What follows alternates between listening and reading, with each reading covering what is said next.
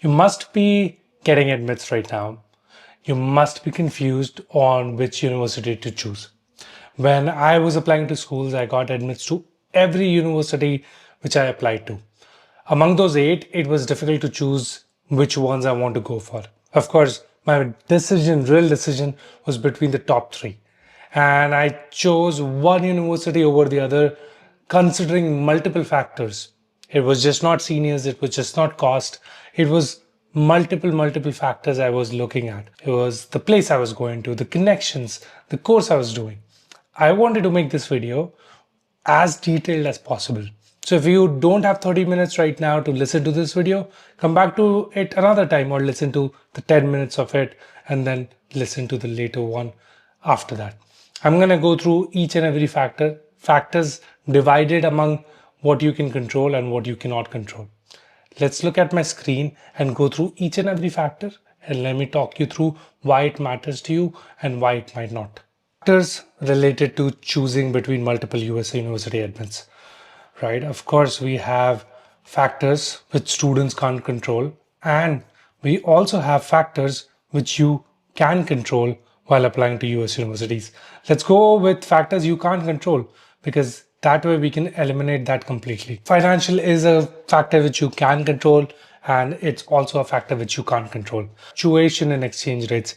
Right now, how US India is, you can't really control how or when the Indian rupees is going to drop down. In the past 6-7 years, Indian rupees has dropped down significantly. You cannot control, let's say you take a loan out right now of 50,000 US dollars. You are getting a certain exchange rate on that. Within 2 years, if the Indian rupees depreciates a little bit more, you are actually going to be paying lesser amount than what you borrowed initially, even with your loan, because the Indian rupees is depreciating against the US dollar. But if you're taking a US dollar loan, you would be paying the same amount of money later on because you're also spending in US dollar. But you can't control this one. Then the second is unexpected cost. Health insurance, fees for labs, or mandatory services. A lot of times when students are considering like, hey, should I be choosing this university over the other, they're considering factors like the fees, living expenses. They're not accounting for health insurance fees. For example, right here we have cost of education, like extra cost. For example, right here we have extra cost associated with North Carolina UNCC campus. It was a random program I picked. And as you can see, if it's a North Carolina resident, which you would be, international students are non-resident, you would be paying 4 times more. There's ed and tech fee, there's a safety and security fee, there's university fees, there's 49 card access fees, system associate fees, food service fees, let's say if you take food, there's a transportation miscellaneous fee. All of these fees, if you're looking on Google and if you're just doing your research on the web, it won't show up. But of course, it would show up on your I-20. But these fees won't really show up when you're just doing Google. And these fees are variable. It could be there this year and maybe change next year. Depending on how many credits, it could change then as well. The visa sponsorship trends. So visa sponsorship trends, you cannot control if your employer chooses to apply for your H-1B or not. Sometimes I've seen people who go into a company which has previously applied for H-1B for some of the students have chosen not to apply at a later time. This, again, one thing you can't control. Trump became president January 20th for the oath ceremony this year in 2025. You cannot control all of the changes he's making to H-1B. He's making changes to the visa. If he's revoking birthright citizenship, which we have seen before, we can't really control it. We are not billionaires, so we definitely cannot lobby against those rules. So some things you can't control. This is my life funda, honestly. There are things you and I can control, and there are things you and I cannot control. Let's just worry about things we can control. Visa sponsorship is one thing which I can't really control. What's going to happen is going to happen. And that's why don't worry about it. Competition. I would say partially there's a slight factor here which you can control. You can choose a university where there's not a lot of international students. But let's say you go to a university where there's a lot of international students, you will face competition. Right now, as AI is increasing, there's jobs decreasing, but there are also more companies getting funded and startups are increasing as well. So if startups are increasing, that means that there's a chance that more jobs are going to open up. Um, One person can do three-person's job, productivity is increasing, but we are definitely seeing a drastic change on how competition is affecting international students. And a lot of times I tell the students this, that, hey, as an Indian, if you're going to a university where there's a lot of Indian students, you are actually competing amongst the Indian students, because your profile and the other Indian guy's profile is going to be very, very similar. So just remember that fact. It's going to be there. You can't control really. Maybe you can influence 5 or 6 people to be worse than you, but otherwise you can't really control that. Economic conditions. As I mentioned, I was mentioning AI right now. I found this article on Bloomberg that, hey, it's taking way longer now to find jobs right now in the US. And that was few reasons. Of course, previous presidentship, coming of AI, different trends altogether. And that is affecting how people are getting hired. In 2020, people who came for their master's year, they did not expect COVID at all. Also, in 2020, people who graduated, or people who went to school in 2020 graduate in 2022, those people actually got jobs. 21 and 2022 was a boom. So people who got hired at that time were really successful. Immigration climate, as I mentioned before, that right now how immigration is, that we don't know what's coming in the next week. What we can prepare well is that have all of our documents, apply for OPT on time, apply for STEM on time, hope the best, and push kind of our employers that they apply for my H1B. But you can't really control. You can't control what's going on in the White House. You can't control what Trump and Elon and other people who are against H1B are talking and what new rules they are going to come up with. So that's one thing I wouldn't worry about. State policies kind of aligns with the same. If they make any changes in CPT, in OPT, that is also going to be a similar ruling. And then look, local job markets. Let's say you go to a place and you're going to Wyoming, Idaho, Minnesota. If the industry there is suffering, for example, Michigan was amazing in the 90s and 2000s for cars. Ford was there, Toyota was there, all big car companies were there. And then there come a one time where they moved all of the manufacturing into China, and Michigan just struggled so bad. There are multiple big universities in Michigan. There's University of Michigan Ann Arbor, University of Michigan Dearborn, and there's a few other campuses as well. But because of that, those students who were graduating from there were not able to get a job. It's different if you're going for a graduate program, of course, but overall, it did affect those students a lot. Academic and program factors, let's say university resources is one where you have limited availability of faculty, lab, or courses due to high demand. Again, 800 Indian students, that's what I'm referring to here, 500 Indian students. Not all Indian students would be able to get the same kind of attention, get the same kind of resources. If you're going to university which has less students, of course, you have ample of resources. Sometimes there's ample of companies which are coming to the career fair as well. And it's like that one company, for example, there's, let's say, 200 students and 100 companies are coming. There's a 1:2 ratio, that for every 2 students, one company is there, which is amazing. But you can't really control how many companies are coming in and how many resources university has. Classroom diversity as well. If the university decides like, hey, this year I choose to get in or admit a lot more students, you cannot control that either. And then rankings and reputation, right? I would say this is like the most minimal factor I would consider, because rankings don't change significantly. Like, for example, MIT, for example, let's say not MIT, MIT is always number one, but let's say we talk about Northeastern Boston. It might go up one year and then it might go down one year, but it might go up again the next year. It can happen, and it happens all the time. And then long-term planning, right? US doesn't have this problem that you will not get a global recognition of the degree. Actually, Canada is having this problem significantly right now. What is happening in Canada is Canada opened a lot of colleges post 2015 after Trudeau came in and he increased the amount of people immigrating to Canada. There were so many Indian students going to Canada that there's not enough jobs right now. And then all those Canadian students are going to India, and maybe their degrees won't be recognized as well because the education might not as be good for best universities versus the best colleges. My recommendation is people who are coming to the US don't have to worry about this because all of the top universities and all of the programs have great reputation in India as well. But one thing to consider, more Indian students go to the US. And let's say if you don't take any experience in the US and if you come back, that actually hinders how valued you are as a resource to the company. And then rapid changes in industry requirements. What I mean by here is that there's so much AI coming in right now. There's so much changes every single day happening. See, I'm on the bottom. There's a spectrum. There's computer science, technology on one spectrum, and then construction is on this spectrum.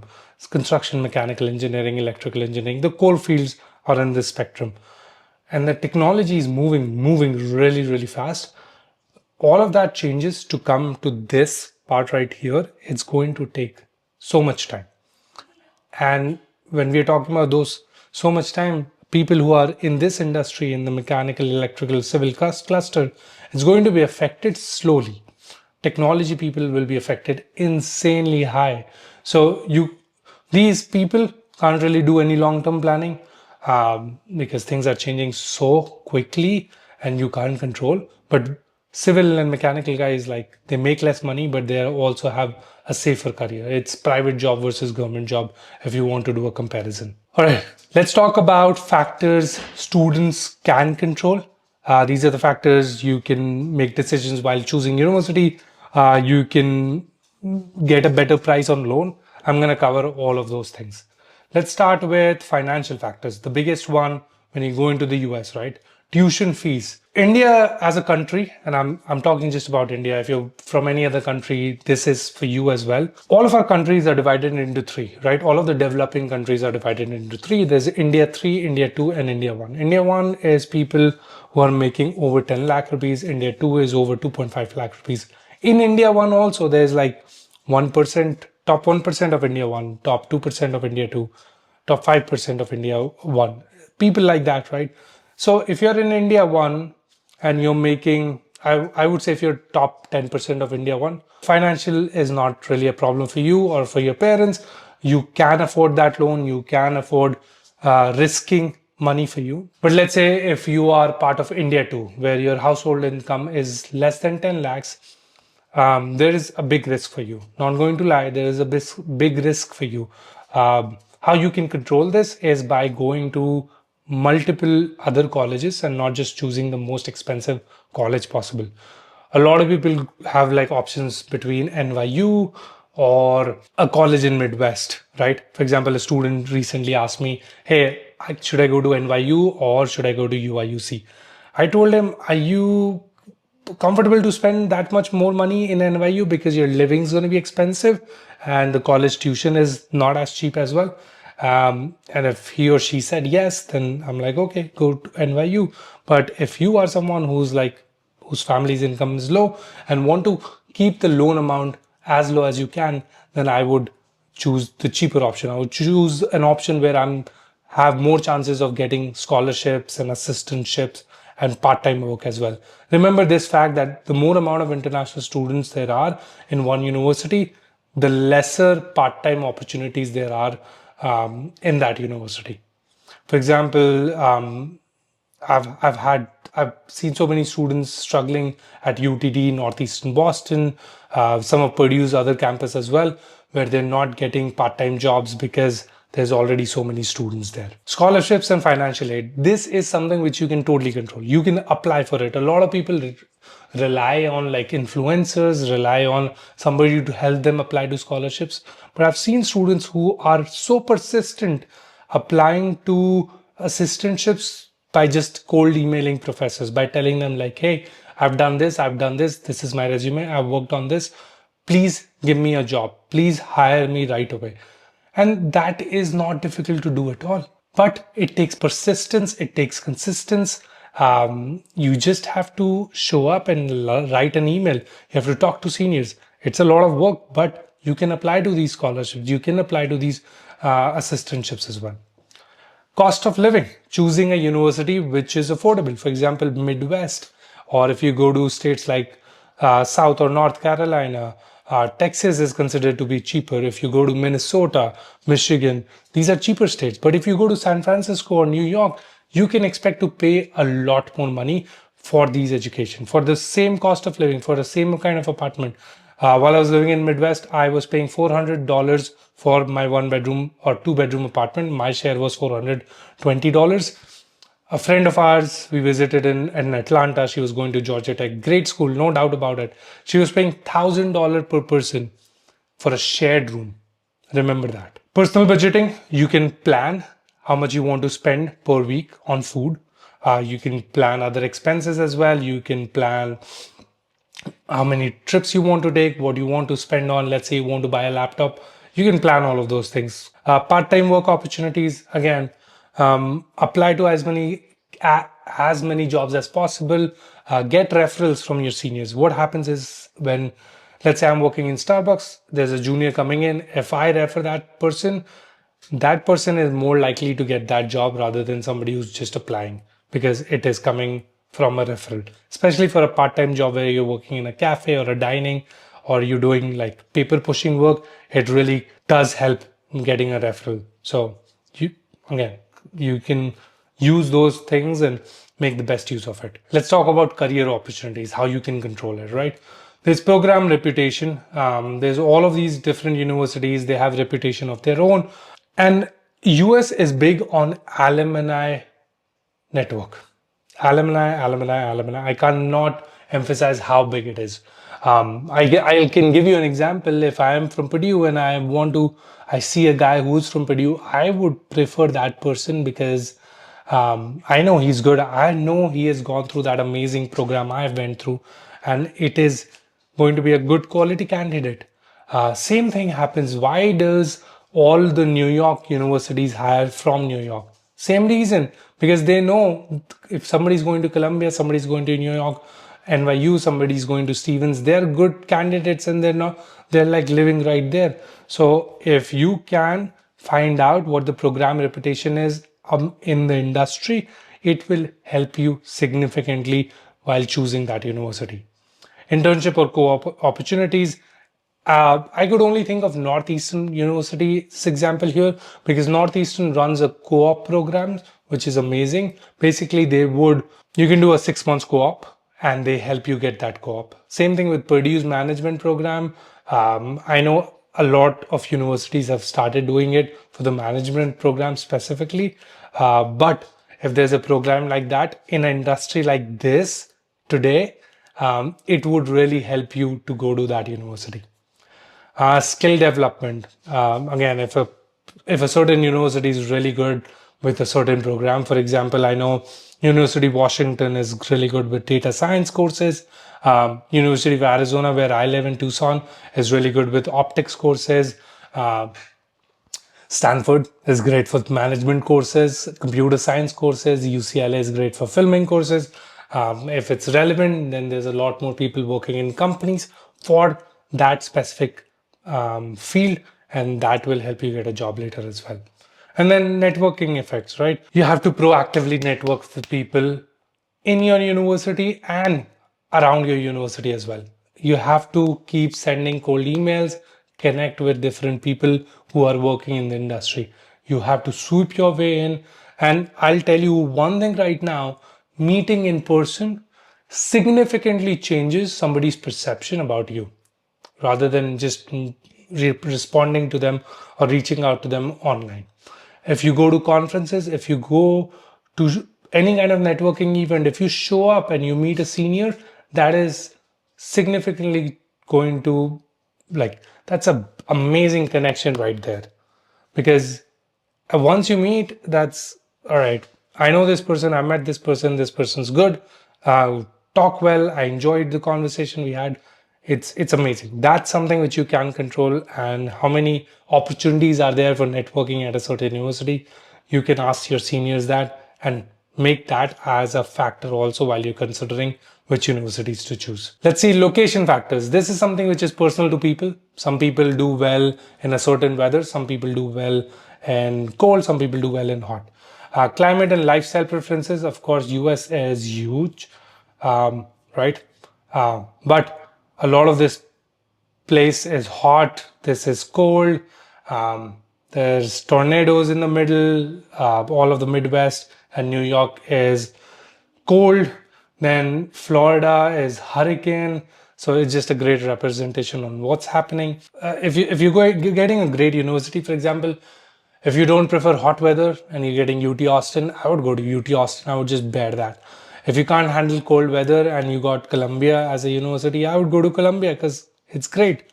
It is going to cost much, but it's great. One of the factors to consider. Proximity to industry hubs. There's a great list right here which you can screenshot. Each of the state or each of the areas, what they are famous for, you can see here. For example, Texas is famous for energy, oil, gas, tech, healthcare. Arizona, let's see if there's even Arizona is construction, semiconductors, and tourism. Colorado is aerospace, technology, and outdoor rec. Oregon is for Nike and timber and technology. All of these factors. Take a screenshot of this and consider this while you're choosing your university as well. Because again, if I am a company, I would prefer students from the same state I am in, because then I wouldn't have to pay them all the moving fee. Moving fee costs a lot. Relocation bonus, that's what they call it when somebody's getting a new job. If the candidate's good enough, the big companies pay that, no problem. But if a company is small enough, or if the company is small, they would prefer somebody from that state because they won't have to pay them relocation. Then comes access to public transportation. Don't have to talk about it. All of the major cities would have public transportation around the campus at least. Then let's look at academic and program factors. Very, very important. One of the most important factors. Let's talk about specialization, right?